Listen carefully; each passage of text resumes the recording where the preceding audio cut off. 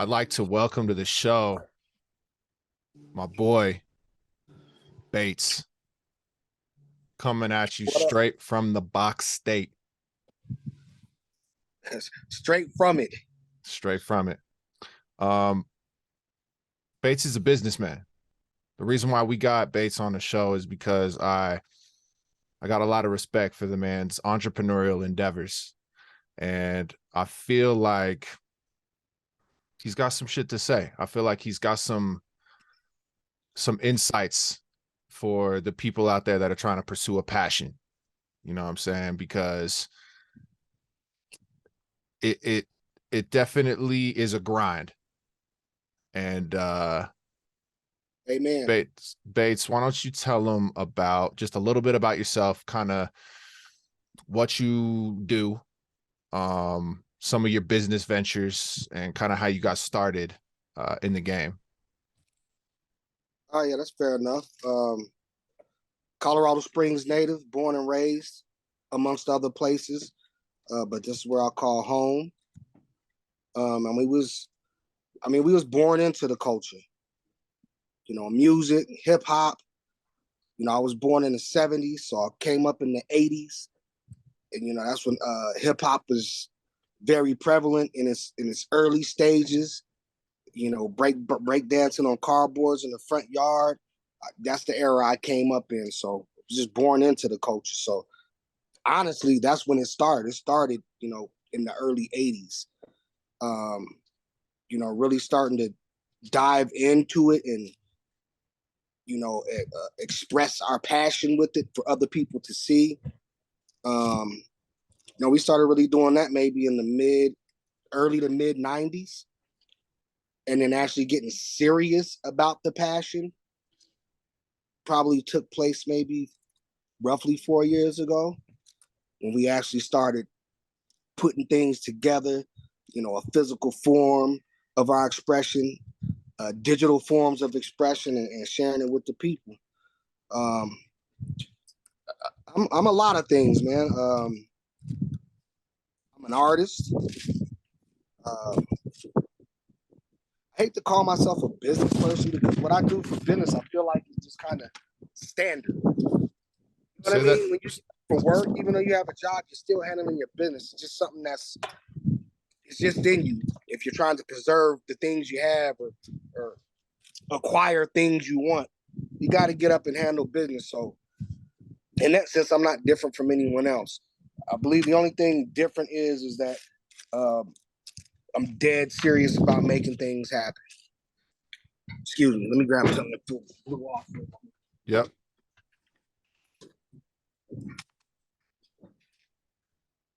So yeah,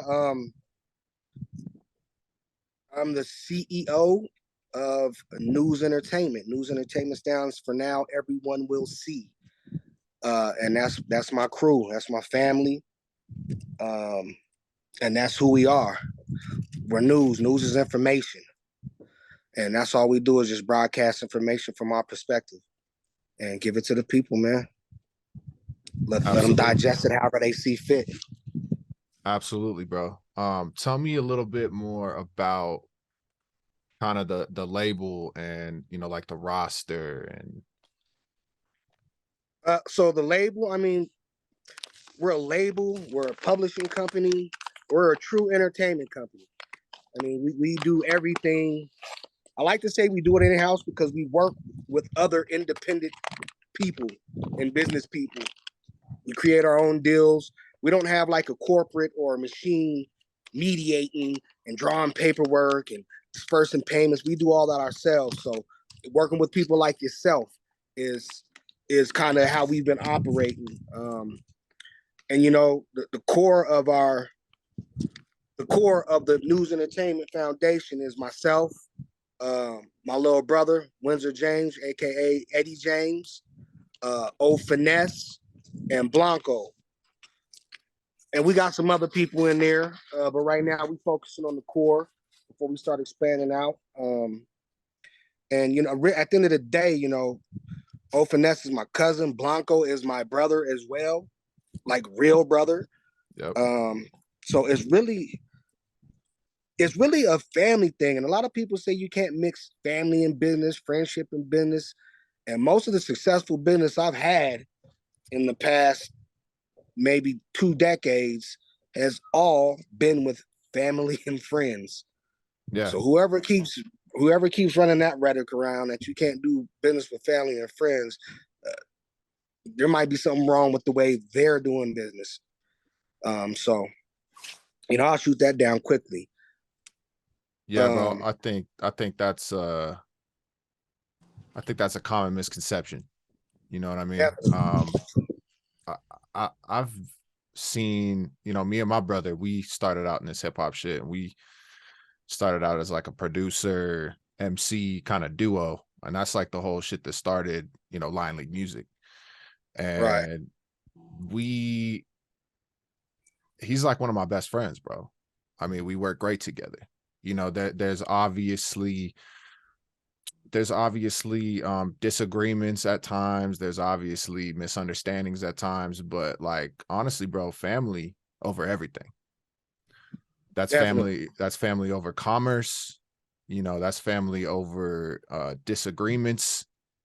as long as you as long as you always have that in mind, you love your family more than the money and the bullshit, then you're good. Definitely. I think that's a true stance. I mean, without business, family is family. You disagree, you argue with your moms, you get ground, all that type of shit, and you're still family at the end of the day. You still go sit down and eat dinner. Your mom still cook for you, all that type of shit. So I don't see what the big deal is doing business with those same people. Should be Yeah, easier bro. to have disagreements because you already know how to deal with them versus new people, strangers. That's a totally different dynamic. It'd be harder to do business that way, in my opinion. And I kind of know that by experience, bro. We've had a couple of family businesses, you bring in some outside people, or you partner up with some people that you don't know and that you haven't vetted properly, and There you go. that shit has gone south. Definitely. Fully aware. I've experienced it as well.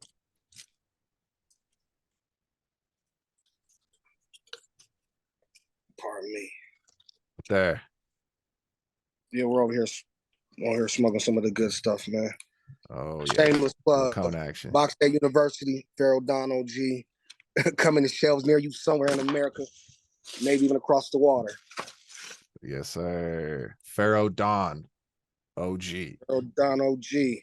This is one of my other brothers from Pharaoh Music Group, the Mussolini.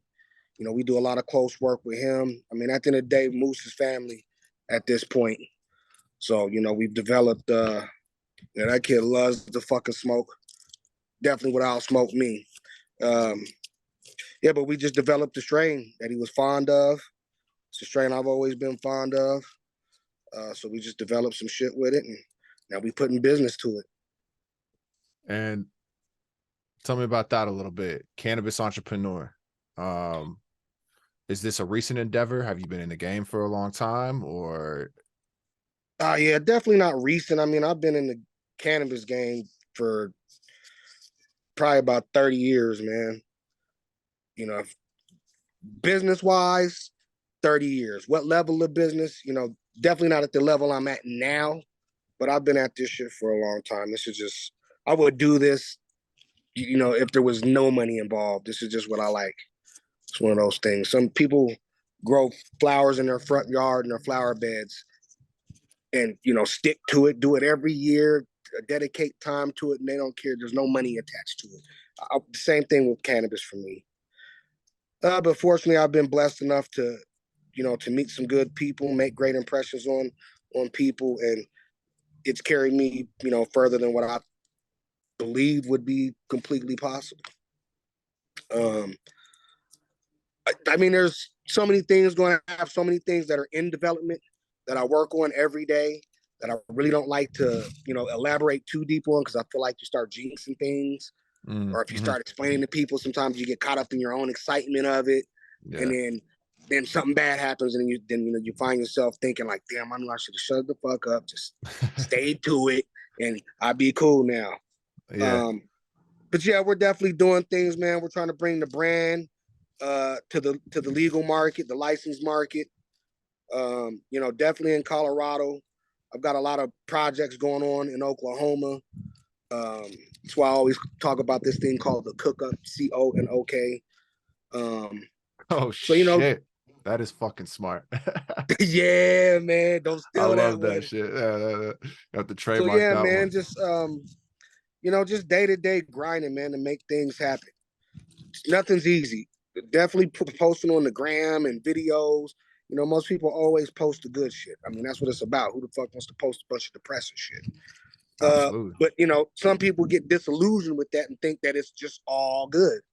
Um, and maybe it is, but there's a lot of hardship to keep it all good. It ain't all good for free Well, let or me just ask you at this. will. Yeah, let me ask you this. Um, Out of all the shit that you enjoy doing in your business, right? Whether that be the label, whether that be, horticulture, how, like, what percentage of the time would you say that you are doing shit that you don't necessarily like, or shit that, like, Percentage of time am I doing shit what, I don't really like to do? yeah, what percentage of the time? Very little. Very little. Very fucking little. I mean, these days, yes, very little, almost zero. So would you say I do you delegate that to other people in the organization? Whether that be, not like, I don't know, necessarily. emails, or is there, like, an aspect of the business that, like, you don't prefer, that you delegate to, say, like, an employee or a collaborator? Um, Collaborator would be more of an appropriate term. But no, not really, man. I mean, being who I am and doing what I do entails a lot of doing all that, and I would rather do that than be stuck somewhere for 10, 12 hours a day, hot, greasy, sweating, back hurting, lifting this, flipping that, cutting it, all that. I'd rather check emails. I'd rather Right. respond to fucking 50 calls. I'd rather find phone numbers of people you need to have a network with, but have no connection to them. Right. That's I like that grind. I welcome that grind. I eat that grind for cereal with no milk right out the box. It's nothing. I Straight like up, that just grind. dry. Yeah. I like So that grind. so would you say that, like, would you say you have, I don't think tricked your mind is the right word, but would you say that you've learned to just enjoy the grind of it all? Yeah, I would say so. I mean, it's not every day you enjoy every aspect of it. I mean, people become complacent. Right. People, that's a people thing. People will always complain. I don't give a fuck how much money you got or where you're at or if you're in first class. People find a way to complain about it, especially when you become comfortable with the situation. You know what I mean? Right. I complain about my job some days, but I also realize subconsciously that that's just what people do. So go ahead and complain. What you don't want to do is let your complaints start dictating your emotions and your Right. habits. It's already a bad enough habit to have the habit of complaining. So find a way to turn that bad habit into a form of motivation, a form of gas. Uh, it's called venting. You usually have to vent from gas. You know what I mean? Pressure, build up. So I use the gas emoji a lot on Instagram, and there's been a few times where I got flagged for it because it seemed terroristic or some shit. So I had to explain to Instagram and I had to explain to other people. The gas emoji means just that. It's motivation. Put that in your tank and keep fucking going. And sometimes when you're doing that, you need to vent. Right. So go ahead and shoot some complaints. Just don't let those complaints start steering the wheel and pushing you the wrong direction. I love So that. I absolutely be a love that shit. person. Don't be afraid to do things that some people are coining bad. People Right. who complain. I mean, people I'm inspired by tell you that it's terrible to complain. Stop fucking complaining. Blah, blah, blah, and do this. Hey, shut the fuck up. Know who the fuck you are and do what you need to do to keep yourself in alignment with your path. And even if Absolutely. your older brother, your mom, your dad, or your big homie, whoever has something different to say about it, that's cool. Take that, preserve the best part of what they're trying to give you, and keep fucking moving. Right. Don't think too much about it. Keep it pushing.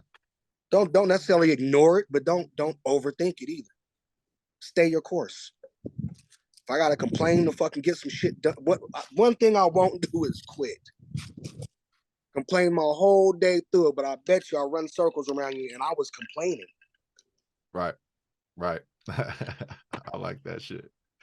Because yeah, man, I mean, I think like you know, as men, there's like kind of that line, right? Like complaining, venting, what's the line in between? Sometimes you just got to get some shit out. Sometimes you got to get some thoughts out. Sometimes you got to let out what's on your mind. You know what I'm saying? Yes, You know, sir. be vulnerable for a second, you know, like whether it's the homies, whether it's your significant other, whether it's a fucking therapist, whatever. Sometimes you just got to get that shit out. And I know that it's not always I guess it's sometimes frowned upon, you know, as far as, you know, men are concerned, right? Yep. But as long as you toe that line, I feel like it's the if the complaining becomes frequent and it becomes just a part of your life and it starts, like you said, dictating how you move, then you're fucking up a little bit. Definitely. This is good. It's a good space where let your actions speak louder than your words. That's facts. People will understand your plight then. You could be complaining the whole fucking day through, but when you've knocked your shit out in outstanding fashion, yeah, they're gonna tell you keep complaining. If that's what it takes to get that done, complain all fucking day. Right. It inspires me to hear you complain. Right. Right. I like that, man. I like that. So you guys have been dropping. You guys drop pretty often. Um, what would you say is like an attribute, like a needed attribute to keep up that consistency and to stay motivated? I really think I mean so if you notice, I'm around a lot, I'm involved in everything, but I don't have music out Right. myself. So I'm speaking on behalf of myself and N.E.W.S, Blanco, and Windsor. Um, you just gotta really want to do it. Right. I mean, you really gotta just want to do it because you want to do it. You're not really focused on, oh well, you gotta do. You're not focused on any industry standard or hoopla or any of that type of shit. You're focused on just what you want to do with your time and your expression. Right. And some people got it, some people don't. I don't really think it's anything outside of you. There might be things outside of you that may help influence a direction or another, but the source must be within you, if that Yeah. makes sense. Absolutely. Absolutely. If you want people to really respect you as a beat maker or a rapper or a videographer, then you probably should be doing some work for them to see. And then it's not Absolutely. guaranteed. I mean, I've seen this so many times. Yo, I'm about to drop my album, finna kill the game. Motherfuckers get so overgassed over, one project, and then, you drop it, and at the end of the day, it might be a flop. You just don't Yeah. have the right grounding. It's your first project. So your expectations are not in sync with shit. So keep yourself grounded. You know what I mean? Yeah. If you allow that first project to come out after all that, you know, uh, energy you exude into it, and then the response to it is crickets. Some Right. motherfuckers lose. That's enough to break them down. Right. They didn't want it any further than that. Whereas we've been there and done that, several times over. I don't give a fuck. Next project, let's go. Fuck it. Yeah. We got more shit. We got more beats. I just had this experience. I just met these motherfuckers. There's more shit going on. So if you didn't like the last story, wait till you hear the next one. I like that, man. I really like that you spoke on expectations, bro, because it's fucking having like reasonable expectations, having neutral expectations. You know what I mean? I feel like that's Right. fucking essential, bro. And I feel like, yeah, bro, people overhype themselves. People overhype the shit out of like every fucking search situation. Right. And it kind of sets yourself up for disappointment, bro. Like expecting this from that person. I expect this, I expect that, I expect this person to do this for me. I expect this person that, you know, I got this feature. I expect him to repost it. I expect him to share it. You know, that's a big one, bro. Like I'm in everyday shit these days.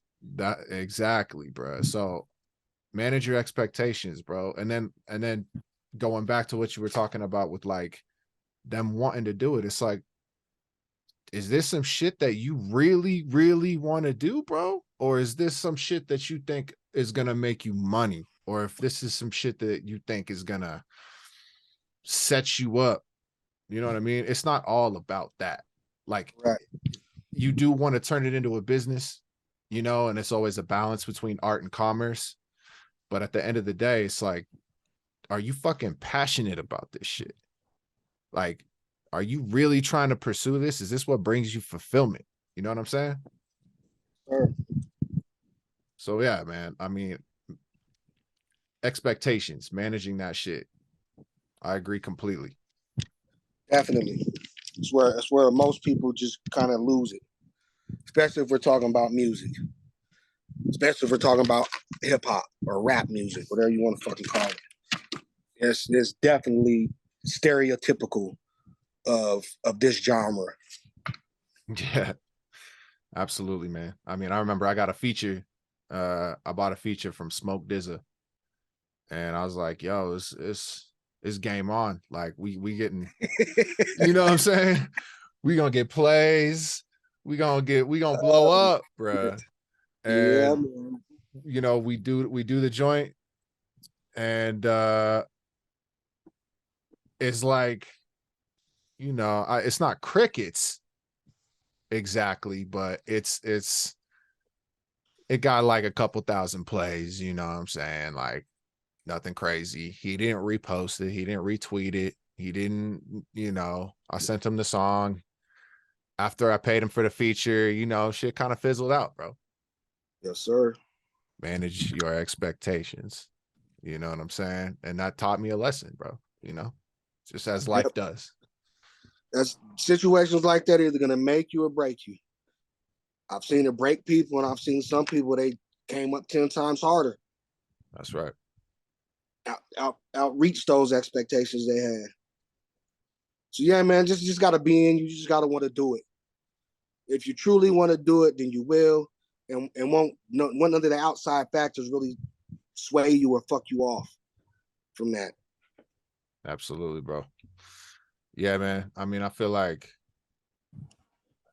that kind of like speaks to self-awareness too, bro. It's like, it's are you aware enough to know like this shit ain't this shit ain't for you, you know, or this shit isn't for everybody, right? And you know, I've been in the I've been around a lot of artists that like it might make them better, or they might be better managers or DJs, or you know, doing something behind the scenes in music, or something, you know what I mean? Like some people, they're spinning the wheels a little bit. And it's like having that self-awareness to know, like, all right, you know what? Maybe it's time to pivot. I think a lot of people have trouble with that, man, because you know people say so many things and repeat it so much that shit becomes cliche. So when you hear somebody tell you play your position, it almost sounds like some negative shit now. Right. Because in your mind, you're supposed to be, the magna cum laude of this shit. Yeah. But really, when you look at what's going on around you, not right now. Right now, you could really make shit happen if you went over there and swept the fucking floors up. Right. And feeling like there's no pride in doing that to help your own future get to that point. People, no one really wants to play their position. People want to play what they think they should do versus paying attention to what's really happening. And go, I don't give a fuck. I go do what I gotta do. Yeah. No, that's I could facts. finance a whole fucking project and be the only guy on the set running drinks and buying donuts. Right. That's not supposed to be your position when you're the financer. Yeah. But we got to get shit going so the production can move and there's nobody else to do it. What size? Glazed or chocolate covered? Gotcha. Fuck over here. And we just work. You know, there's the pride is not within, not just about yourself. It's about the outcome of a legacy. Yeah, So when bro. you thinking about, you know, okay, if it's me to you and we're fucking over here arguing about a beat or whatever the fuck it is, you know, that could be some ego and pride shit. But when we're in the same room and we're both really focused on and care about the legacy, we can have those types, like you said, we can have those. That's when you start doing family shit because it's a legacy we worried about versus just one funky ass song we're finna do or the one fucking beat or the discrepancy over a couple $100. You know, that type of shit. There's something much bigger at play. And, you know, unfortunately for your ego, it's going to require you and that motherfucker you're having some friction with. It might require you to complete this legacy correctly.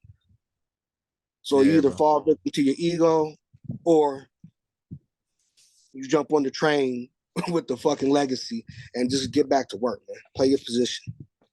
And I feel like that, you know, that speaks to kind of having more like a long-term mentality. You know what I'm saying? Not just looking at the now,